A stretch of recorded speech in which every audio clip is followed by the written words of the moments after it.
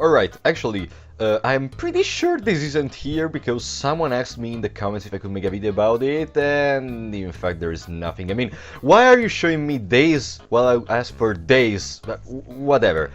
I'm gonna do this. This is all the status effects.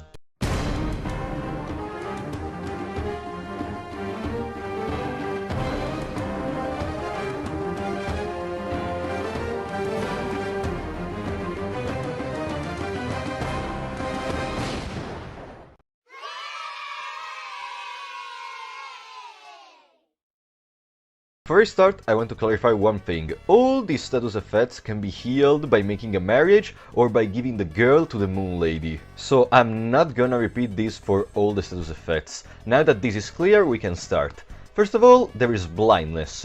Blindness is inflicted by powerful attacks such as Flock of Crows used by the Crow Mauler, and what it does is you're blind, so you have 75% less accuracy than normal, and if your main character is blinded, then you're not gonna be able to see anything, like even just going around. It's just a black screen. The only way to prevent this is by wearing the Iron Mask, which is obtainable by defeating Isaiah. I made a video about the Isaiah quest if you want. Then there is the phobia status. You see, all characters start with a different phobia, and also you can get panphobia if you reach Zero Mind, which is fear of everything. And what this does is when you enter a battle with the thing that you fear, for example here I have a phasmophobia, which is the fear of the ghosts, then against that enemy you're gonna have 50% less evasion, and you're gonna take 150% of the damage you would take normally. There is a way to prevent this though. There is a special accessory called the Ever-Watching Talisman, and if you have that equipped, then you are not gonna be feared from everything. After this we move to something a little not safe for work, we may say. There is this bleeding from the anus, we may call it, okay? It's caused by the Nightlurch, and all that does is it's not a damage over time, it's just you are gonna stand still for some seconds when the blood splurts out of your anus. It's very frustrating because there is no way to heal it except for the ways that I said at the start of the video. Hey guys, I'm here in post-production because I realized something. You see, in this part of the video I have the penance armor on, and regardless of that, the Nightlurch is still able to penetrate me. Well, there is a problem with that.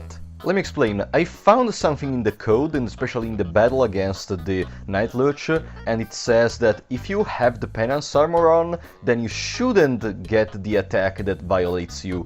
The problem is, here it doesn't work because the event doesn't check for the armor on you, for the penance armor on you. It checks for a switch that is turned on when you get the penance armor. And I got the penance armor in a non-conventional way by giving it to me just to test this, but instead if you get it in the conventional way, so by getting through, etc., then you are gonna turn this switch on. So the penance armor is a way to prevent this attack from the Nightlurch. And this is what the text will say to you when it does that. So sorry for the interruption, let's continue with the video.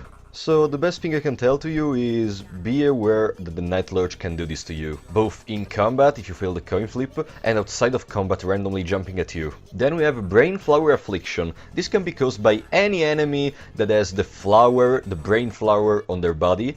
And basically what happens is when they use the attack Pollen, they're able to put this status on you. And what does this do? Basically you will have 50% less accuracy than normal, and also you will not be able to control that party member during the battle. There is a way to heal this, which is by using the Worm Juice, but remember, using a Worm Juice will cause you to have another status effect which we're going to discuss now. Poison. Poison can be caused by numerous things. There is the Worm Juice, for example. Then you can also just attack the Mumbler's head and then he will splurt out the poison on you. And the ways to heal this are either using a white vial or a mix of red and green herbs, or even using the Thorn Ring, which is gonna heal it and also prevent you from getting it, but remember you cannot remove the Thorn Ring. And what the poison does is basically it gives you 10% HP damage each turn in battle, and it also deals you damage while outside of battle. Exactly as our next status effect, bleeding.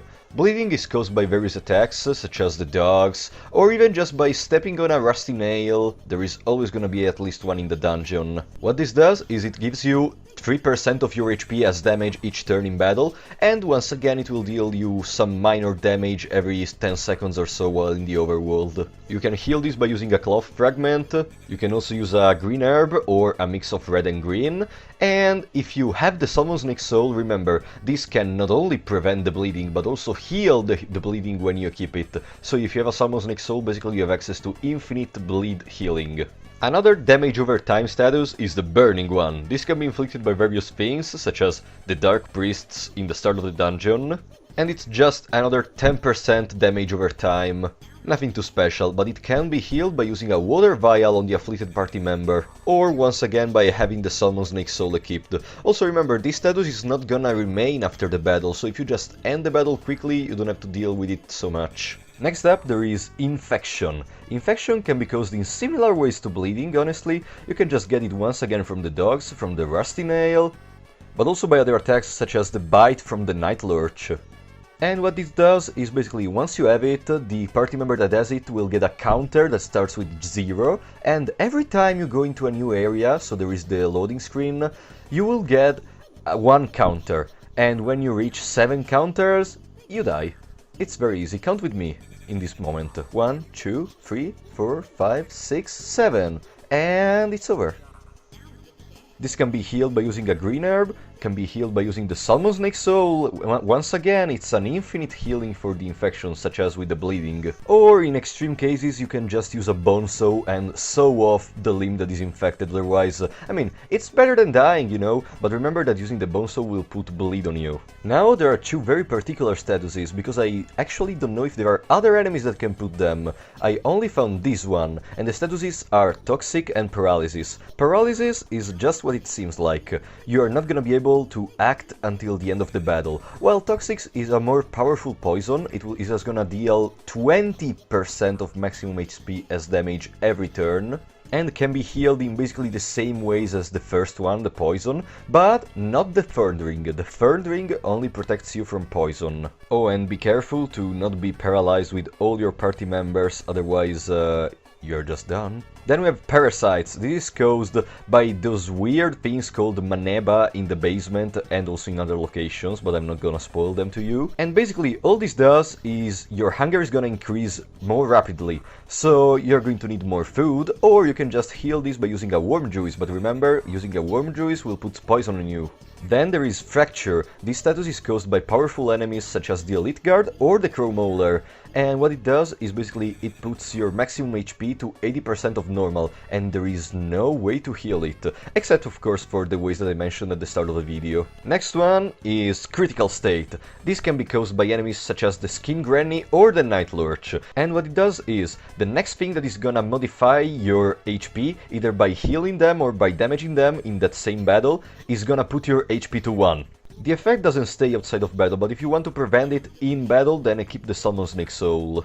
Oh, and consider me one last clarification. Defense Stance puts your evasion up, and then puts on you the status called Perfect Guard. What this does is it prevents your limbs from being cut off, so you cannot lose your arms and you cannot lose your legs. Because I heard a lot of random stuff on these, like for example you cannot get Critical State while you use Perfect Guard, you cannot get the infections. No, you just cannot get your arms and legs cut off. That's it. And the last normal status effect, we may say, is Confused. It can be caused by attacks such as Swarm of Locusts from the Yellow Mages, and they're just a paralysis that only lasts for a limited amount of turns. Now, why I said it's the end of the normal status effects? Because now it's time for 2 particular status effects. The first one is Soul Sucked. Basically what this does is, from this enemy in particular, the Greater Mumbler, you're gonna have your maximum mind cut in half. And the way to prevent this is by having the Spirit Anchor, which is an item useful for Enki S ending, equipped as an accessory. This way the attack will not work. And the last important status effect that I want to mention is the one caused on you by... Be careful, because this is spoilers on the ending B of the game, so if you don't want to get spoiled, stop the video now, because here it comes. The final boss of the ending big, Grogroth, is able to put this status effect on you. Basically, it is a sort of sentence for the Final Fantasy player. It's a status that is gonna kill you at the end of the 5th turn. But you can remove this by using a Purifying Talisman. Pretty easy, right? An old god attacks you with a powerful death spell, and you can just remove it by going, ooh, Purifying Talisman. See ya.